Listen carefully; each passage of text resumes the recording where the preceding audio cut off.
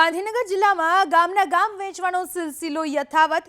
જૂના પહાડિયા બાદ હવે કાલીપુરા ગામના વેચાણ દસ્તાવેજ થયા છે। 50 વર્ષ જૂના 7 વીઘા ગામની 1.5 વીઘા જમીનનો દસ્તાવેજ થયો, જેથી ગામના લોકોએ દહેગામ મામલતદાર કચેરીમાં વાંધા અરજી દાખલ કરી છે। તેમનો આરોપ છે કે મૂળ જમીન માલિકોના વારસદારોએ જમીન વેચી મારી। કેટલાક લોકોએ વર્ષો પહેલા જમીન મેળવી ગામ વસાવ્યું હતું।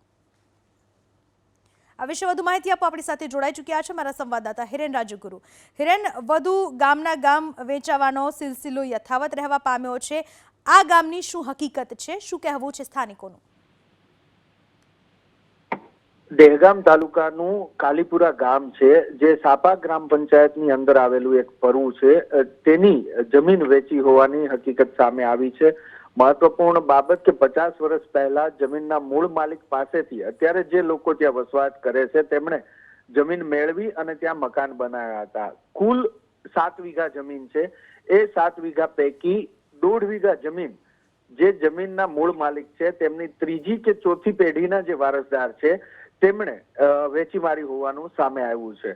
થોડા દિવસ પહેલા જૂના પહાડિયા ગામ કે જે આ ગામથી થોડે દૂર આવેલું છે તે સમગ્ર ગામ વેચી દીધાનું સામે આવ્યું હતું અને એ જ રીતે હવે આ ગામની 1.5 વીઘા જમીન પણ મૂળ માલિકના વારસદારોએ વેચી મારી હોવાનું સામે આવ્યું છે। મહત્વપૂર્ણ બાબત પૂનમ એ છે કે 50 વર્ષ પહેલા જ્યારે અત્યારે વસવાટ કરતા લોકોએ આ જમીન મૂળ માલિક પાસેથી લીધી હતી ત્યારે તેમણે સ્ટેમ્પ પેપર ઉપર અથવા તો સાદા કાગળ ઉપર આ લખાણ કરેલું હતું। સરકારી દફતરે તેની કાચી કે પાકી કોઈ પણ પ્રકારની નોંધ ન પડી હોવાના કારણે આ તેમની ભૂલ કહો તો ભૂલ અથવા તો એ સમયે આ પ્રકારની સિસ્ટમ ન હતી, જેના કારણે તેનો દુરુપયોગ કરી અને અત્યારે મૂળ માલિકની ત્રીજી કે ચોથી પેઢીના વારસદારો આ પ્રકારેનો લાભ લઈ રહ્યા છે। પૈસાની લાલચમાં આવી અને કોઈને જમીન વેચી રહ્યા છે। જે દસ્તાવેજની અંદર ફોટોગ્રાફ્સ દર્શાવવામાં આવ્યા છે એ અલગ જગ્યાના છે અને ત્યાં સ્થળ તપાસ કરતા એ જગ્યાએ પણ 1 થી 2 મકાન આવેલા હોવાનું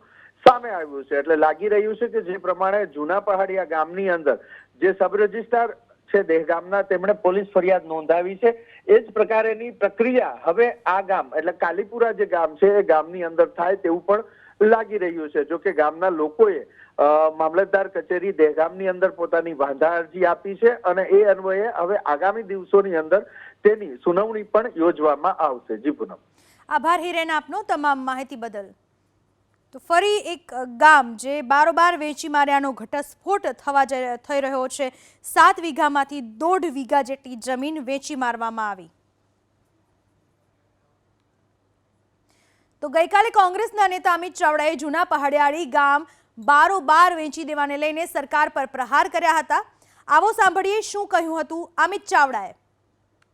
હમણાં દહેગામમાં આખું ગામ બારોબાર વેચી દેવાનું પ્રકરણ બહાર આવ્યું હોય, આવા અનેક પ્રકરણો જમીન કૌભાંડના દિવસે બહાર આવી રહ્યા છે અને એટલા જ માટે પેલા મુખ્યમંત્રી માટે એમ કહેવાય કે મૃદુ ને મક્કમ છે, પણ આવા જમીન કૌભાંડો થવા દેવા માટે મૃદુ છે, પગલા લેવા માટે મક્કમ દેખાતા નથી।